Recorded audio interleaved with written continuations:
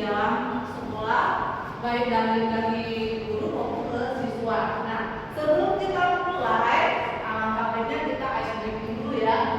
Ya, udah dengar lagu ini nggak? Coba Pak Rizky. Kayak gini.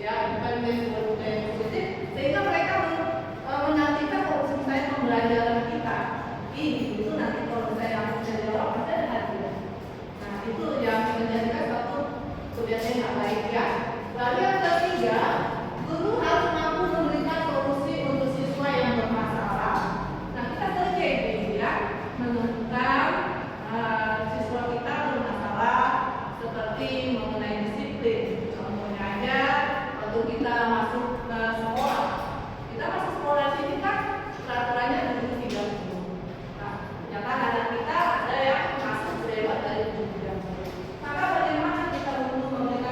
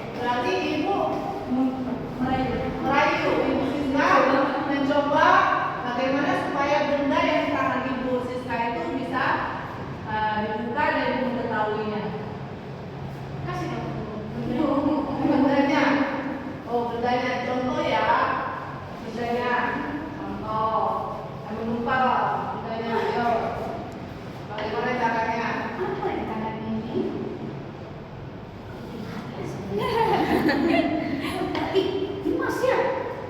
Jadi apa? Coba lihat dulu. Besar deh. Ayolah.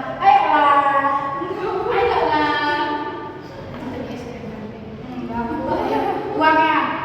Siapa yang dapat? Ayo.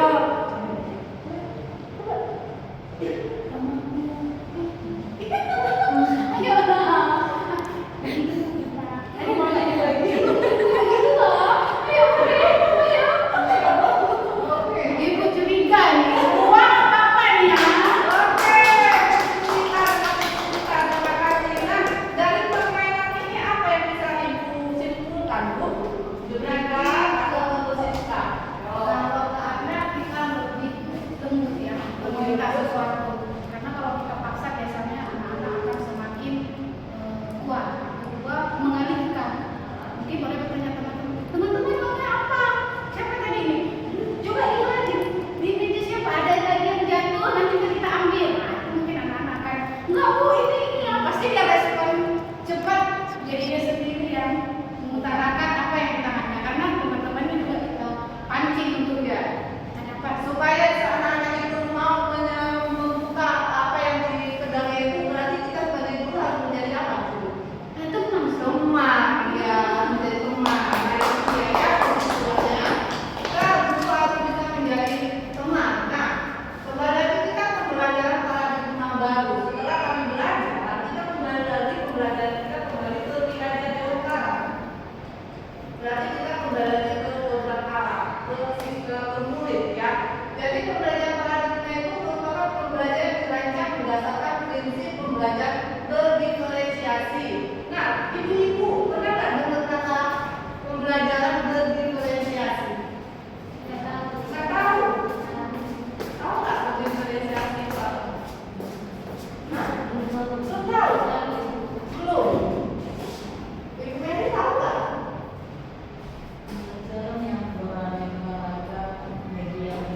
Benar. Jadi anak-anak kita itu di lingkungan belajar itu dia tidak satu metode pembelajaran yang kita lakukan, tetapi kita harus bisa masuk ke dalam pembelajaran berdiferensiasi. Berarti kata media pembelajaran yang kita lakukan. Ada yang yang visual, ya kan? Ada yang audio, ada juga yang kinestetik. Jadi semua yang bisa kita lakukan dengan cara bagaimana sih, Bu? Kita mengetahui pola belajarnya mereka, sehingga kita bisa melakukan variasi metode pembelajaran. Yang pertama yang di SD ya, yang di SD di kurikulum merdeka ini kita lihat ya, kita sebagai guru harus juga bisa mengidentifikasi dulu ya kan, bagaimana siswa kita. Kita bisa tahu, oh ini ternyata dia lebih dapat kalau secara visual. Oh ini ternyata siswa ini bisa langsung dapat belajar secara audio. Oh ternyata yang terlalu aktif, dia sukanya lebih praktek, tapi kan kinestetik. Nah, jadi sehingga hal itu bisa kita lakukan, maka kita bisa melakukan teori psikolog modern untuk membuka profil pelajar Pancasila ya, yaitu berkiriman, kepatuhan, yaitu apa ini Bu? Mandiri, berkolaborasi, ada lagi? Kreatif, gotong royong, berkebinekaan. Jadi kalau bisa kita lakukan seperti itu, maka profil Pancasila bisa kita sangkut semuanya, bisa kita lakukan ya. Sorry salah. Nah, bagaimana kita sebagai guru bisa miskonsepsi tentang teori kontrol tersebut? Nah, kita sebagai guru si guru bisa mengontrol murid, lalu kita juga bisa melakukan positif, efektif dan bermanfaat. Setelah itu kita melakukan ilusi bahwa orang dewasa berhak untuk memaksa, ilusi kritik dan membuat rasa bersalah maupun menguatkan karakter. Jadi kita harus bisa mengetahui kita sebagai guru ya, bisa mengontrol murid dengan cara kita dengan menjadi guru seperti itu aja. Tapi kita lihat dulu bagaimana apakah dia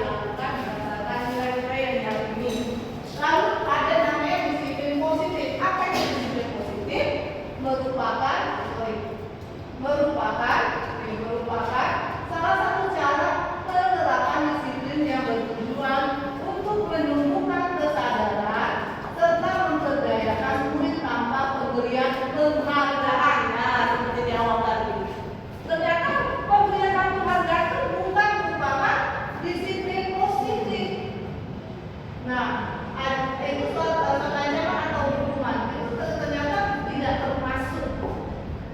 Nah, dari disiplin positif ini akan melahirkan pendidikan yang bertujuan untuk menciptakan peserta didik yang memiliki disiplin diri, sehingga mereka berperilaku mengacu pada nilai-nilai kebajikan, universal dan memiliki motivasi intrinsik dalam perubahan perilaku ke arah yang lebih baik. Nah, kalau kita bisa menerapkan ini disiplin positif ini yang kita akan lahirkan perubahan perilaku ke arah yang lebih baik. Ya, Ibu. Lalu nah ini ya nilai-nilai kebaikan itu apa aja? Nilai-nilai kebajikan yang diyakini itu kita harus bisa menerapkan di dalam pembelajaran profil Pancasila. Salah satunya adalah beriman, bertakwa kepada Tuhan, berakhlak mulia, berkebinekaan global, mandiri, gotong royong, kreatif dan kritis. Nah, jika ini kita bisa terapkan di dalam pembelajaran kita, maka kita akan melahirkan siswa kita yang dapat percaya. Contohnya kita beriman di sini, bertakwa. Di sini kita mengajarkan mereka untuk jujur, maka akan menghasilkan keterampilannya di masyarakat. Di masyarakat adalah percaya, lurus, hatinya pendengar yang aktif, tidak merendahkan orang lain dan memberikan yang terbaik untuk diri. Nah, ini yang harus kita tekankan, kita terapkan di dalam diri siswa kita. Karena kita kan sudah disipkannya itu dalam modul ya, sekarang namanya modul pembelajaran itu kita harus ada menyelipkan profil Pancasila tersebut kan, gitu ya. Nah, contohnya kita mau mengaktifkan mana dengan materi ini? Misalnya kita memaknai nilai-nilai Pancasila, ya kita mau menerapkan di sini apa? Pastinya beriman, bertakwa kepada Tuhan sesuai dengan nilai-nilai Pancasila. Nah, itu ya Ibu. Nah, kebutuhan dasar manusia. Apa itu kebutuhan dasar manusia? Yaitu segala sesuatu yang kita lakukan untuk mendapatkan apa yang kita inginkan. Seluruh tindakan yang kita lakukan memiliki tujuan tertentu, dan semua usaha yang terbaik yang kita lakukan adalah dalam rangka agar kebutuhan dasar kita terpenuhi dengan baik. Jadi segala sesuatu yang kita lakukan untuk mendapatkan apa yang kita inginkan. Yaitu apa aja kebutuhan dasar kita? Nih, kelasnya pertama, kebutuhan untuk bertahan hidup. Bisa nggak manusia bermakan? Bisa kan? Pasti dia butuh makan, minum, tempat tinggal, keamanan, dan kesehatan. Ini yang dibutuhkan oleh kita sebagai manusia ya. Lalu kedua, kita juga bisa tanya ya, kebutuhan untuk bertahan hidup, makan dan minum. Kadang-kadang kita lihat siswa kita di dalam kelas, kita pernah perhatiin nggak? Anak-anak kita pagi-pagi baru selamatkan anak-anak dulu, tapi anak kita ada yang lesu, ngantuk lesu. Nah, itu ada kata-kata itu. Bisa ada kata-kata, kenapa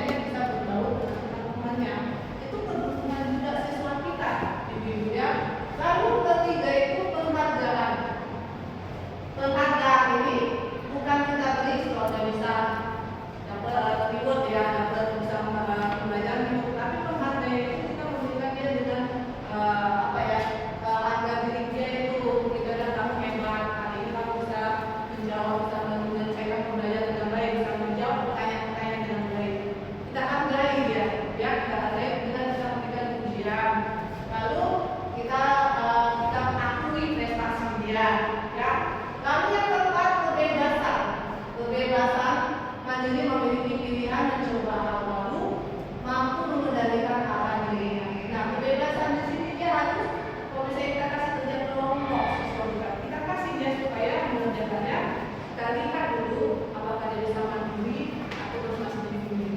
Itu di SD ya, khususnya ke siswa SD itu lebih banyak siswanya harus dia dibimbing kan. Nah, tapi coba kita berikan kebebasan dia dulu untuk dia menentukan, mengembangkan skill dia, itu kemampuan dia ya. Lalu yang kelima, kesenangan. Nah, karena kita juga kan di SD ini juga suatu kesenangan dari siswa kita.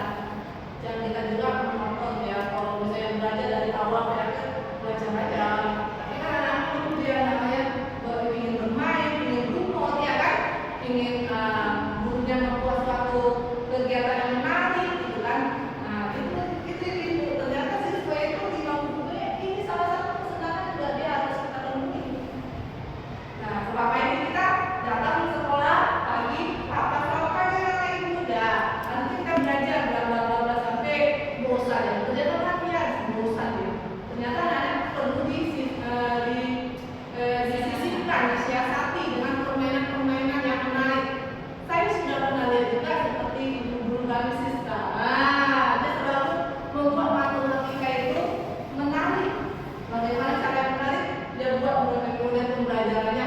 Biasanya dia berlari menemukan jawaban. Nah, itu kinestetik karena di dalam kelasnya itu ada yang namanya super aktif. Dibuat menemukan jawaban, misalnya menemukan kapasitas dia. Mereka tempel jawabannya di dinding. Anak itu berlari. Nah, lebih senang mereka. Lalu juga ini membuat kalian dengan menyanyi. Nah, itu yang mereka diperhatikan harus tahu. Harus bisa juga kita terapkan. Lalu tiga motivasi tentang manusia. Nih, pertama itu menghindari ketidaknyamanan atau hukuman. Benar ya? Kalau bisa anak-anak itu mengelak semua, jangan aku terkena hukuman gitu. Lalu untuk mendapat imbalan atau penghargaan dari orang lain. Ini motivasi perilaku manusia nih. Lalu yang ketiga untuk menjadi orang yang mereka inginkan dan menghargai diri sendiri dengan nilai-nilai yang mereka percaya. Nah, inilah tiga motivasi perilaku manusia yang kita seorang dapatkan dengan makna. Ya kan, begitu kan? Nah, baiknya, tidaknya, dan itu bagaimana kita mensiasatinya. Lalu, apa perbedaan hukuman, konsekuensi, dan restitusi? Nah, ini dia yang tadi yang di awal. Apakah kita akan ke sekolah kita langsung kita kasih hukuman? Komponennya itu hukuman itu langsung tiba-tiba, ya kan? Tiba-tiba. Kan kita lagi yang pas nih di dalam kelas, lagi emosi tinggi. Kamu ya langsung kasih hukuman boleh ya? Ini sering terjadi nih. Tiba-tiba kita memberikan langsung hukuman ke siswa. Lalu murid tidak tahu apa yang akan terjadi, tidak dilibatkan. Kalau saya ditanya sesuatu, kita nggak pernah melibatkan murid. Kita sendiri yang memilih. Kenapa kita guru? Ternyata salah itu hukuman. Bersifat satu arah aja, langsung ke siswanya langsung. Nah, guru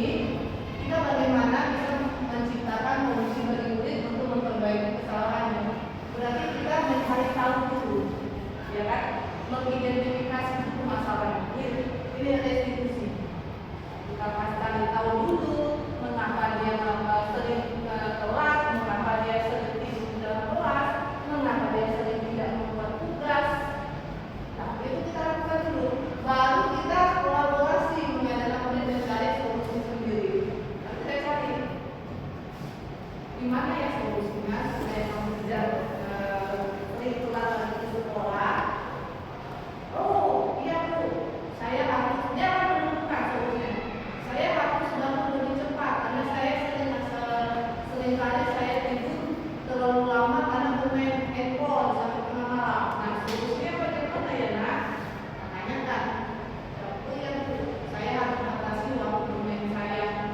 Saya harus tidur jam 10 malam. Ataupun kita cari kenapa kamu telat pasanglah apa namanya alarm. Ya, itu nanti akan menemukan perjalanan untuk memberikan kita banyak siswanya apa solusi yang kita lakukan gitu ya. Nah ini tidak kontrol dulu, ini posisi kontrol dulu. Kita sering pertama nih menghukum, benar ya? Ya kamu salah, langsung dihukum. Tanpa kita tanya dulu, langsung kita salahkan satu langkah. Kamu salah, kamu ini. Nah, menghukum kita lakukan. Saya sudah lakukan. Nih, menghukum.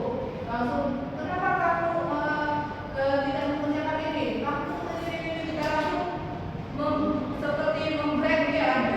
Ya, itu menghukum. Lalu kita membuat merasa bersalah siswa tersebut, ya kan? Lalu kita kadang bisa menjadi teman, kadang juga kita tidak bisa menjadi teman, karena kita kan bisa mengontrol semua ya kan? Lalu kita memantau, apakah ibu-ibu bisa memantau semua siswa kita? Tidak bisa. Dan kalau misalnya kita mengajar dari kelas 1 sampai kelas 6, kalau bisa pemantauan terhadap siswa kita tidak bisa. Tetapi yang baik sebagai kontrol guru adalah kita sebagai manajer. Dan suatu perusahaan itu kan, nah harus ada manajernya.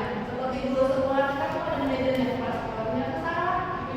Kita tuh dulu adalah manajer, bukan harus kepala sekolah manajer. Kita manajer guru kita, guru bidang studi, wali kelas, manajer untuk mengetahui kegiatan siswa-siswi kita itu. Kita juga harus terlibat dalamnya, ya. Nah, ini ada satu kasus, ya. Bagaimana kita bisa menerapkan 5 posisi kontrol guru tersebut. Ini ada satu kasus, siswa tidak memakai topi saat upacara. Nih, kalau penghukuman apa yang kita lakukan? Pangkat bendera. Benar, kita lakukan. Benar ya? Langsung kita kasih hukuman tanpa kita restitusi, langsung hukum. Kamu hormat bendera 30 menit, bahkan lebih parah lagi 1 jam. Anak itu begini terus di bendera itu. Ada efek jerak menurut ibu? Menurut ibu ada efek jerak? Tidak ya kan? Kenapa dia nggak ada efek jerak dengan hukuman seperti ini? Tambah anak itu karakternya semakin keras. Seharusnya anak itu, siswa kita itu, ya harus kita tanyakan terlebih dahulu. Makanya di sini kita, setelah saya belajar di CDP ini, baru saya menyadari selama ini saya suka ini.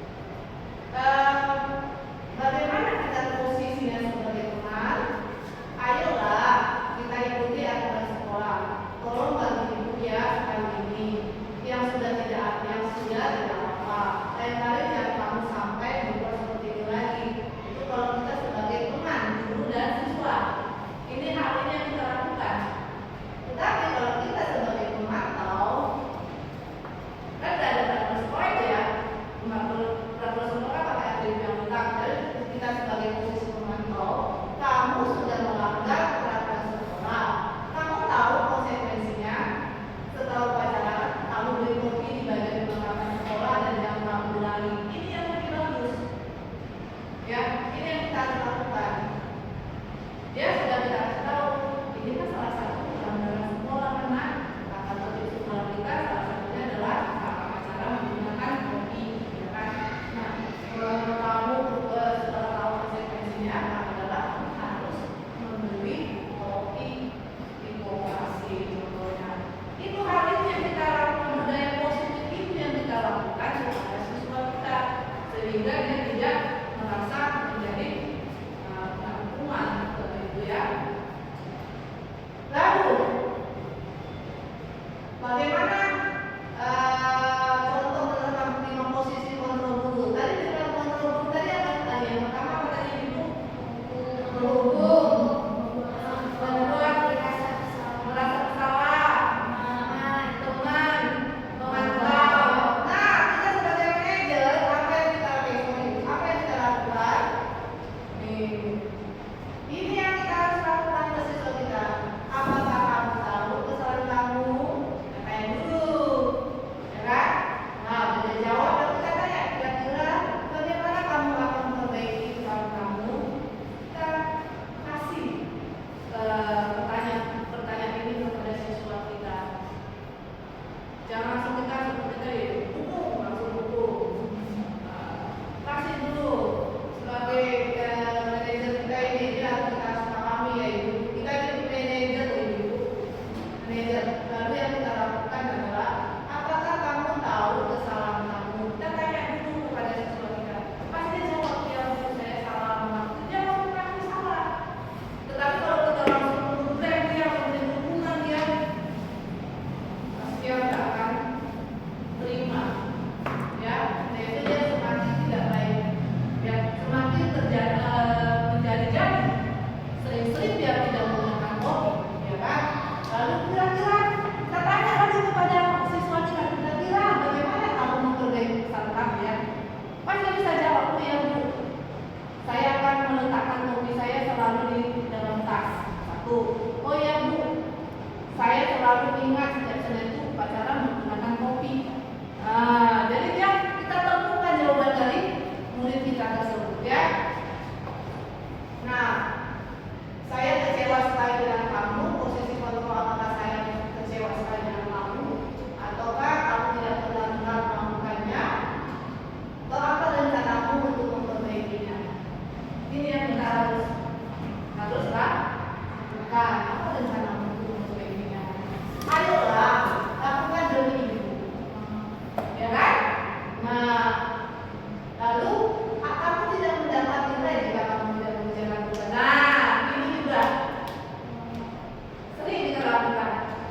Dan terakhir, bagaimana kita membuat keyakinan kelas?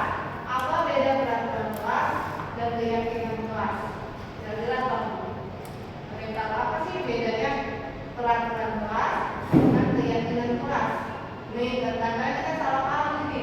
Peraturan kelas kita samakan dengan keyakinan kelas. Yuk, ayo siapa yang bisa jawab apa peraturan kelas?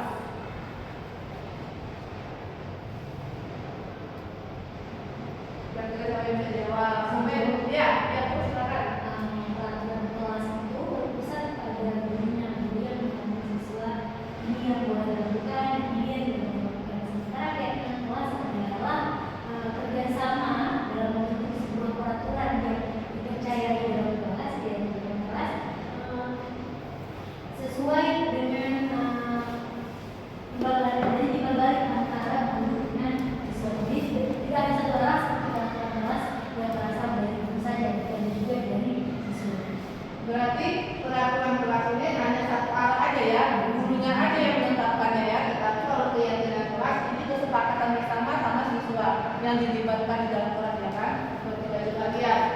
Nah ini dia. Ternyata benar yang menjadi Ibu. Peraturan kelas ini biasanya itu dibuat oleh guru tanpa melibatkan siswa. Itu ternyata itu peraturan. Kalau kesepakatan keyakinan itu guru berperan dalam mewujudkan terbentuknya keyakinan sekolah atau kelas dengan adanya kesepakatan antara guru dan murid. Keyakinan sekolah atau kelas berupa pernyataan-pernyataan universal yang sudah diingatkan dan dipahami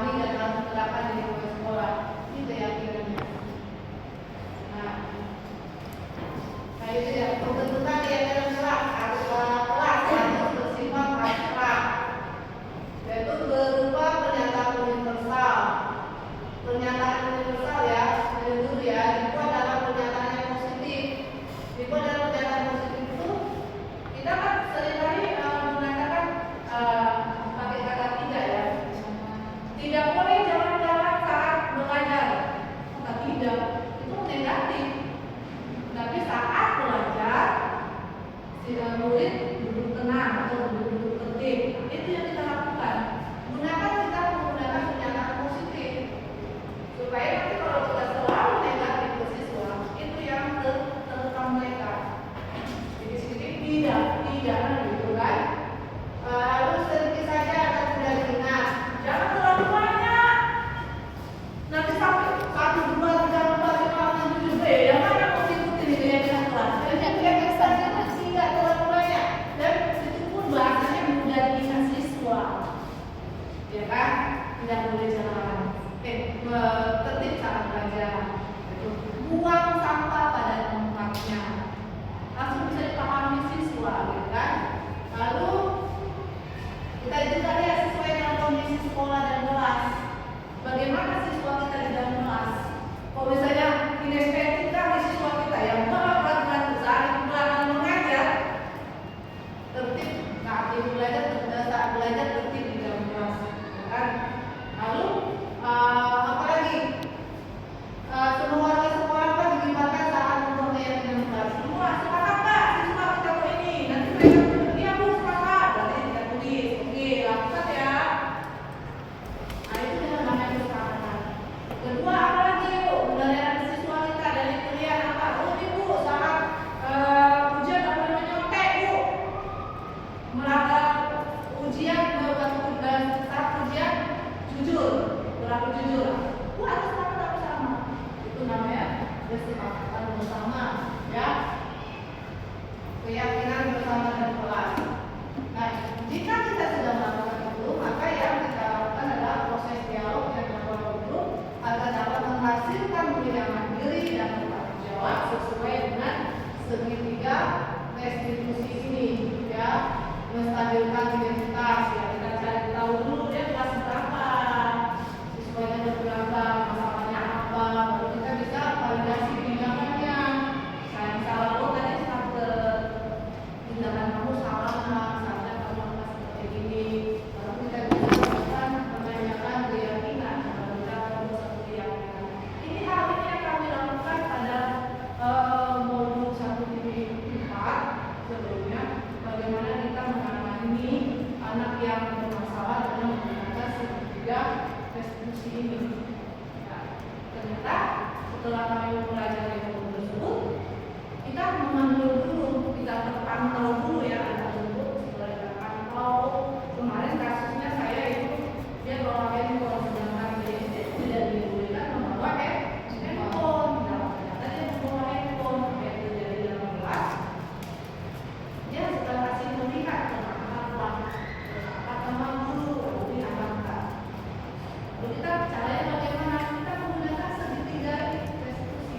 Tanya dulu peraturan sekolah kita bagaimana? Apakah handphone boleh dibawa saat belajar? Tidak boleh. Kenapa bawa? Tanya dulu. Jangan kamu kan tahu nggak boleh bawa handphone, ya udah kenapa bawa? Nggak bisa.